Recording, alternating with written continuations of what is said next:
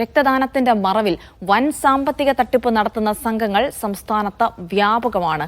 ലക്ഷക്കണക്കിന് രൂപയാണ് സംഘം തട്ടിയെടുക്കുന്നത്. രക്തം വാഗ്ദാനം ചെയ്ത ശേഷം പണം വാങ്ങി മുങ്ങുകയാണ് പതിവ്. രോഗികളുടെ ബന്ധുക്കളുടെ നിസ്സഹായ അവസ്ഥയെ ചൂഷണം ചെയ്താണ് ഈ കൊള്ള. മീഡിയ വൺ അന്വേഷണം.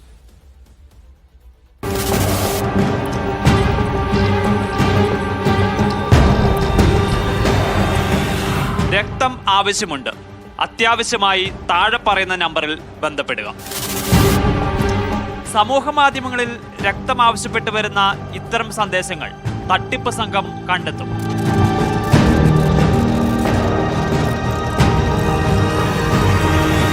രക്തം നൽകാമെന്ന് വാഗ്ദാനം ചെയ്ത് ഫോണിലൂടെ ആവശ്യക്കാരെ ബന്ധപ്പെടും.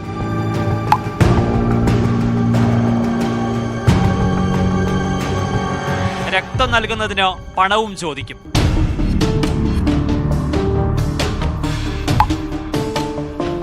ആളുകളുടെ എണ്ണം കൂടുന്നതനുസരിച്ച് തുകയും വർദ്ധിക്കും. കേരളത്തിൽ വിവിധയിടങ്ങളിൽ നിരവധി ആളുകൾ ഇത്തരത്തിൽ തട്ടിപ്പിനിരയാകുന്നുവെന്ന വിവരം ലഭിച്ചതോടെയാണ് ഈ സംഘത്തെ ഞങ്ങൾ സമീപിച്ചത്.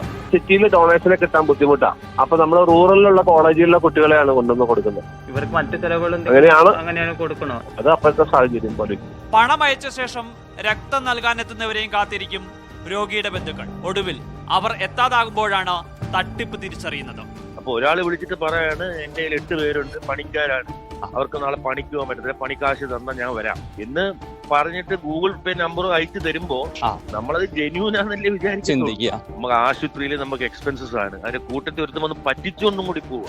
ഒരാളുടെ ജീവൻ വെച്ചിട്ടാണ് പറ്റിക്കുന്നത്. രോഗികൾ അതീവ ഗുരുതരാവസ്ഥയിലായ സാഹചര്യത്തിൽ തട്ടിപ്പ് സംഘത്തെക്കുറിച്ച് പരാതി നൽകാനുള്ള മാനസികാവസ്ഥയിലായിരിക്കില്ല ബന്ധുക്കൾ. ഇതോടെ തട്ടിപ്പിന് വീണ്ടും വീണ്ടും കളമൊരുങ്ങുകയും ചെയ്യും.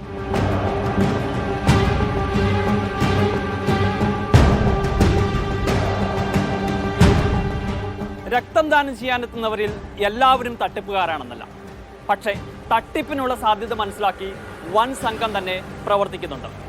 പണം വാങ്ങിയുള്ള രക്തദാനം കുറ്റകരമാണെന്നിരിക്കെ ഇത്തരം സംഘത്തെ പുറത്തു നിർത്തേണ്ടത് ആരോഗ്യ മേഖലയ്ക്ക് തന്നെ അനിവാര്യമാണ്.